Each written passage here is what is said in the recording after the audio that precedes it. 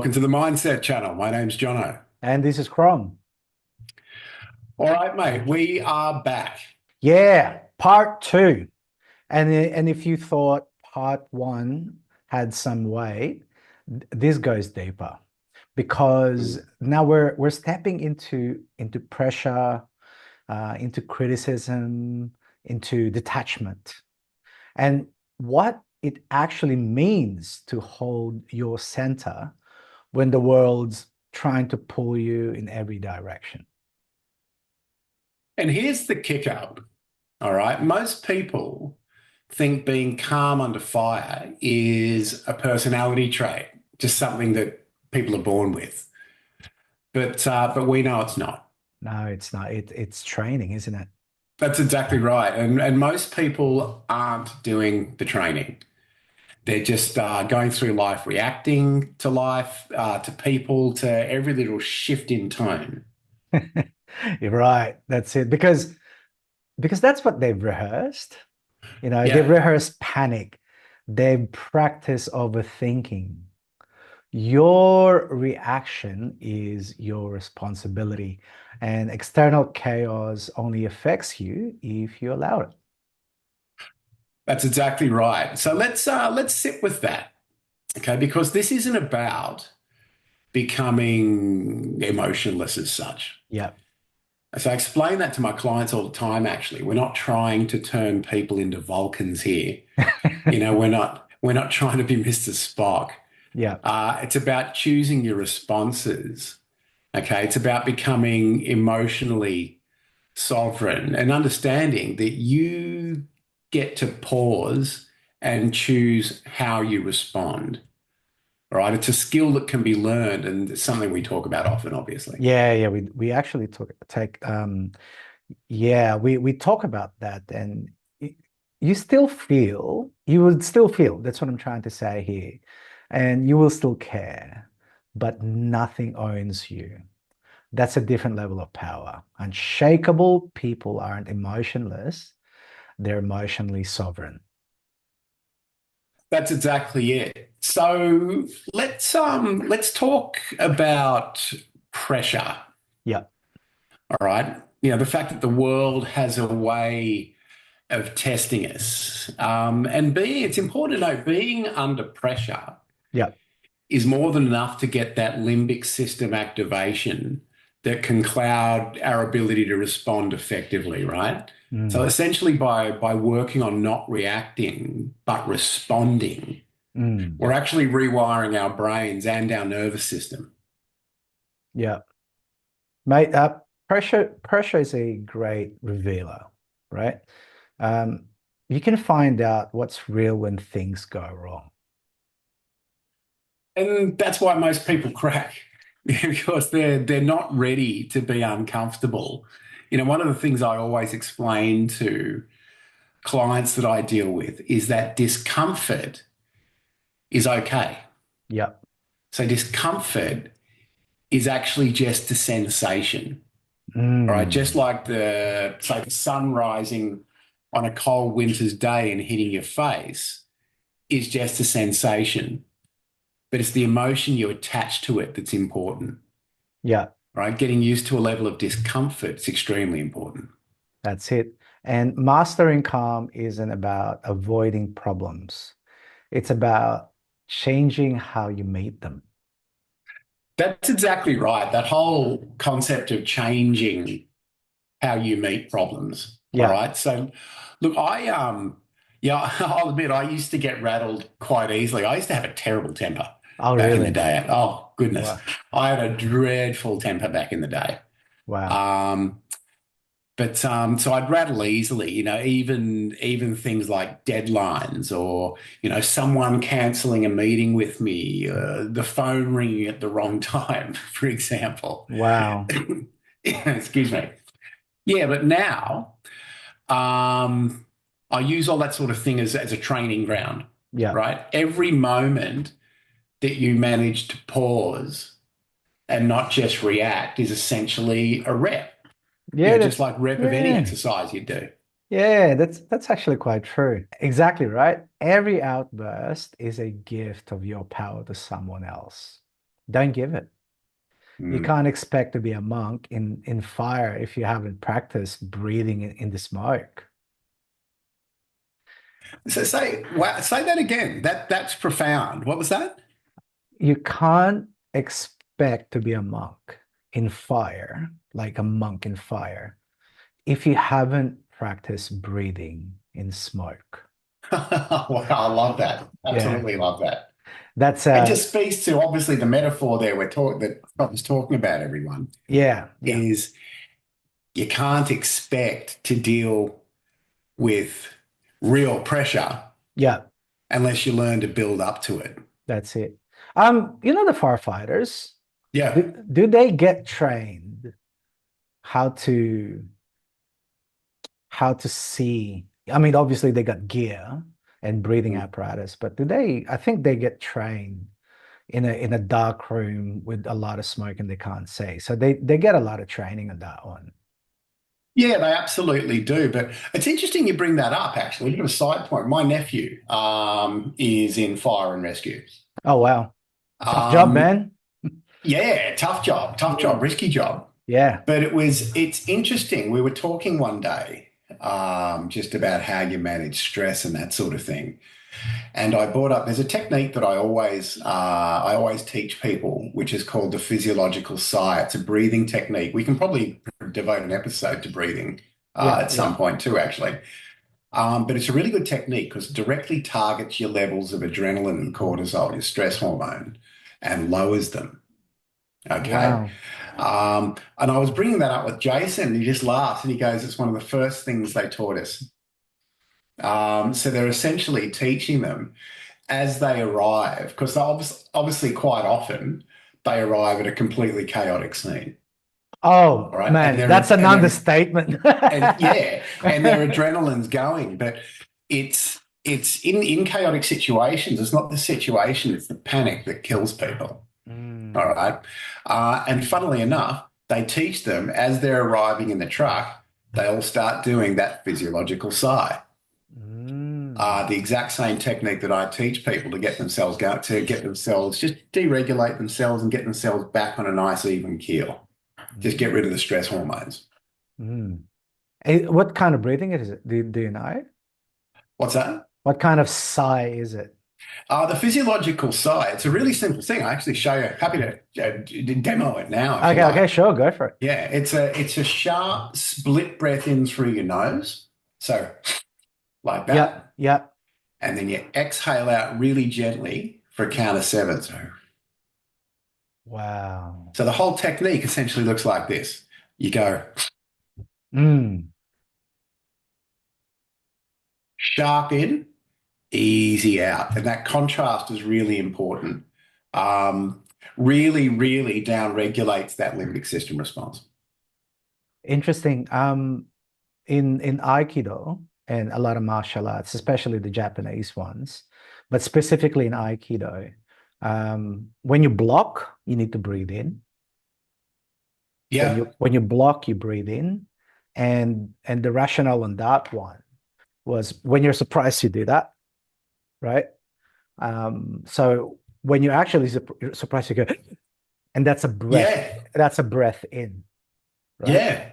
So so if you breathe out when you get surprised, you're gonna be out of breath. Yeah. Yeah, yeah. So Yeah. yeah, Yeah. Exactly right. Exactly right. so that's an interesting hey, I trust the firefighters more than the martial artists in breathing. In as far as chaos is concerned, right? Yeah. So Exactly. I mean maybe the other one is big, that's more of a because I guess the firefighters will be dealing with light response, really, right? Whereas the fighter is dealing with the fight response. Yeah, that's exactly right. Maybe That's that's exactly right. That's okay. exactly right. So listen, why don't we get to the sharp stuff? Let's get to the Okay, pointy sure. end here. Oh, Okay. here we Let's go. go. Let's talk about criticism, rejection, all that stuff that actually stings. Yeah, the mirror. What do you say? The mirror. What do you mean by that? Well, um, okay. Well, most people take criticisms as truth. Right. Yeah. But it's rarely it's rarely that. It's a mirror, right? And most of the time, it reflects the critic, not the criticized. Okay. Mm. Most criticisms reveal more about the critic than the criticized, really. Yeah, that's very true. That's a game changer, actually. Mm, The important thing about that as well is to note that there's positive criticism and negative criticism also. mm, A lot of people make this mistake of grouping all criticism as the same thing. yeah, And it's not necessarily the case. There is positive criticism out there too. yeah. And I guess you've heard of the old cartoons Snow White, right? Yeah, of course. Yeah. I didn't last with the new movie. I just yeah, no. There's a new Snow White movie. Yeah, there's a new Snow White movie where Gal Gadot. Anyway, I'm not talking about that movie, right? I was about to say, I'm glad I avoided. I'm glad I avoided that. Yeah, yeah. So anyway, I didn't last in the movie. I think I was just a third in and I went, why am I here? Like, no, I want to get my time back. Anyway, no offense, Gal Gadot. She's an amazing actor, but the movie was no. Anyway, you know the queen, the stepmother. Yeah. Yeah, she's got a magical mirror, right? Oh yeah, yeah, yeah, yeah, Yeah, yeah. and she go and she talks to the mirror and says, "Who's the fairest of them all?" Right? I find that the most insane metaphor. A narcissist that a vain narcissist, right? Is Absolutely. It's is a particularly well-known, globally affecting narcissist came to mind when you mentioned it. exactly asking for a mirror to be his oh sorry, did I say his? I meant her. her her true advisor on who's the fairest of them all, Right. right? I find that interesting that the mirror, which is a reflective surface, um, can criticize people, Mm. right?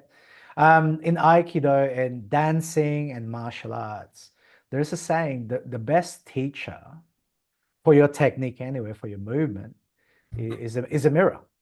Yeah. You want to know how you move. So imagine getting annoyed with a mirror.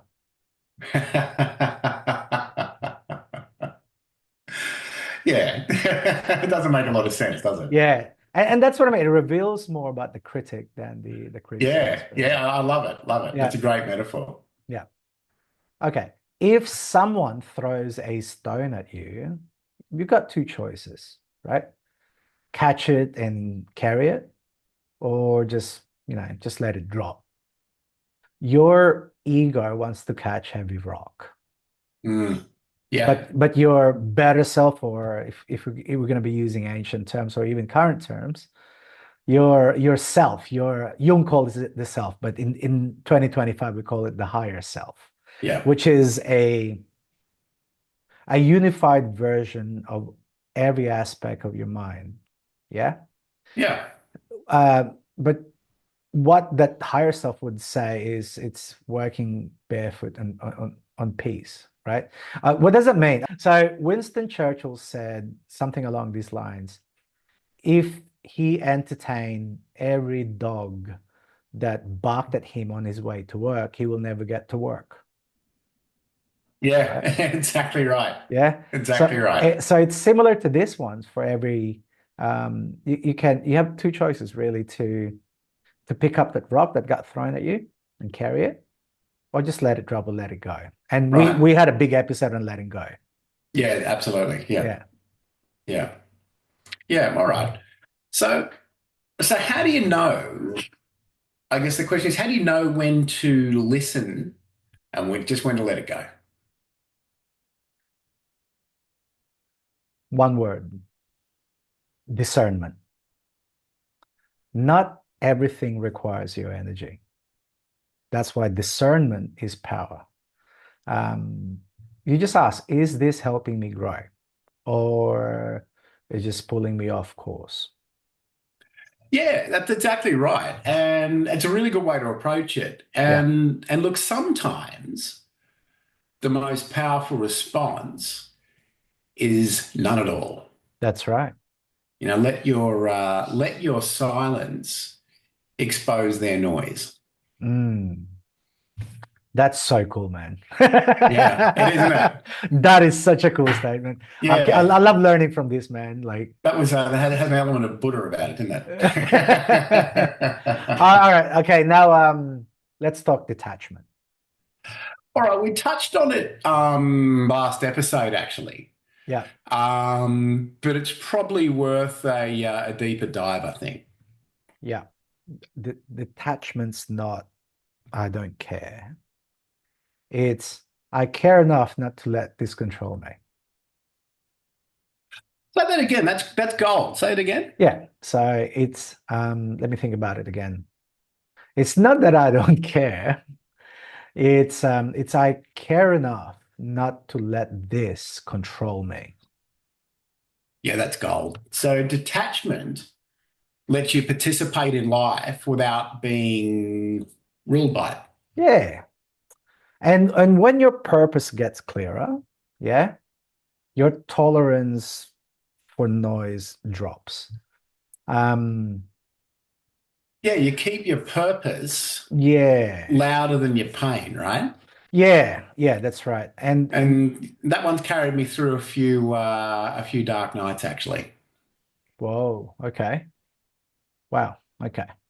And and maybe that comes with age because I remember as a teenager, man, every single slight comment from your classmates and friends hurts, right? Yeah.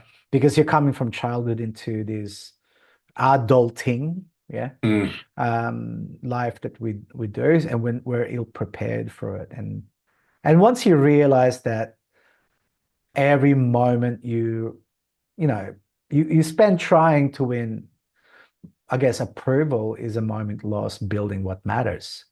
You stop seeking applause and start becoming, well, undeniable. Yeah, that's it. That's it. So it's like true confidence is quiet. Yes, It true confidence doesn't seek approval. that's it. The It radiates presence. It's actually interestingly, it's essentially true confidence. It's enshrined in the internal locus of control. If we go back to when we were talking about anxiety a while ago, Yeah. one of the components of that is something called an external locus of control, Mm. whereby you don't feel in charge of your own internal sense of well-being. You're extremely reliant on input from other people to get your sense of self-worth. All right. And true confidence doesn't require that. True confidence lives with an internal locus of control. Mm. That's awesome. One of my wealthiest friends told me this, right? Um, he said that rich people are loud, yeah, but wealthy people are silent, yeah. In if I take that to the next level, in Jewish mysticism, right?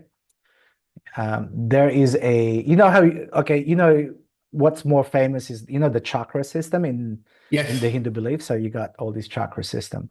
So the Jews also have a similar um, system called the Oh, Kabbalah. Yeah, the I Kabbalah. didn't know that. Yeah. Yeah. So they have a Kabbalah and on the throat, which I'm pointing at right now, right? So there's an energy center there called Da'at. Yeah. Right. And that is the center for knowledge. Yep. And the center for knowledge, which is Da'at here, is an invisible center. So if you look at the tree of life of the Kabbalah, you will not see that it's a dotted. point, and it's in between the 2 points, which is your left and right ear, Mm. of wisdom and understanding. So wisdom and Oh, okay. understanding, yeah. So if you add those two together, you have knowledge. Yeah. And Yeah. so I guess what I'm trying to say here, da'at is invisible, which means knowledge is silent. And I love the way that it was on the throat, which is where the voice box comes Right. from. Right. Right. You know what I mean? So true knowledge, true confidence, true wealth is silent. Yep.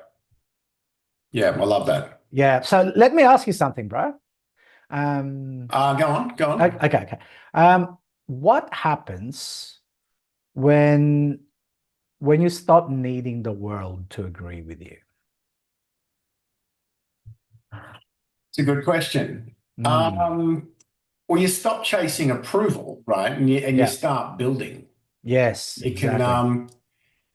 yeah, at that point, you can essentially start moving forward, and people are attracted to this kind of thing. Yeah. And suddenly, your presence speaks for itself. You don't Right. need to win the room. The room shifts because you walked in. That's exactly it. And that's what presence is. The room essentially shifts towards you.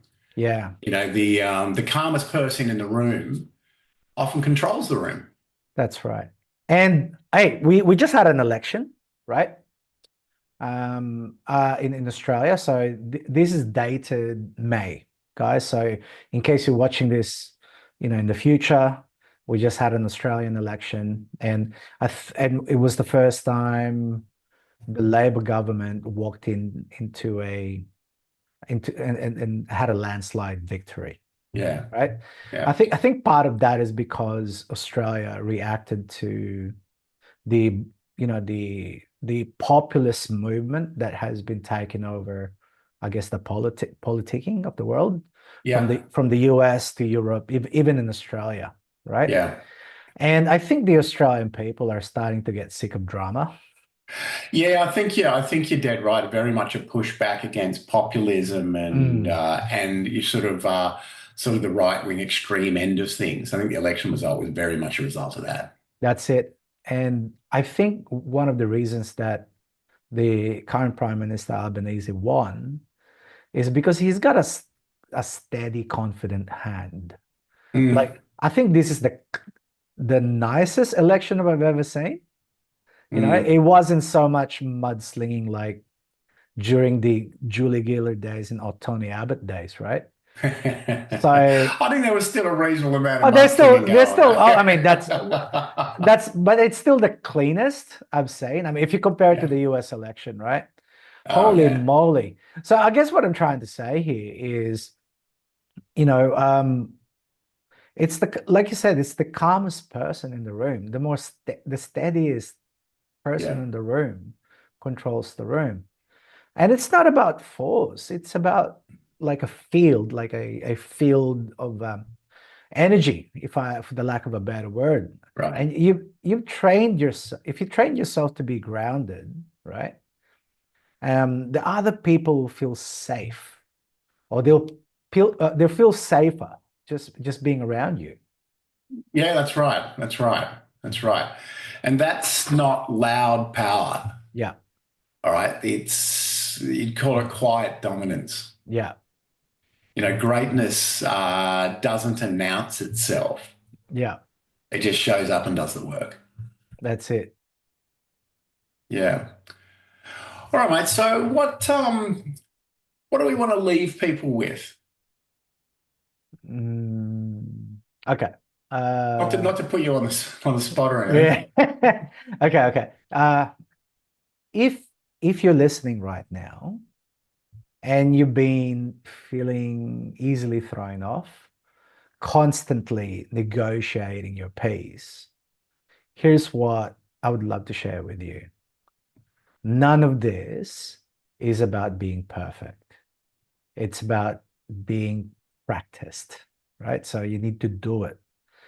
Every time you choose to react or not to react, Every time you pause instead of pounds, every time you hold your center while the world spins, you're building something. Yeah. You're not just avoiding drama. You're crafting a nervous system that stays cool under pressure. And whilst others are chasing status, you're actually you're mastering yourself. Yeah. Mm. While others need to be liked, you're choosing to be aligned. You don't flinch. You don't chase. You don't shrink. You don't explode. You move with power. You move with peace. And maybe some people won't understand it. Maybe they'll try to poke it, test it, trigger it. Let them. Because when nothing owns you emotionally, everything bows to your presence. And that's Fudoshin, the immovable mind.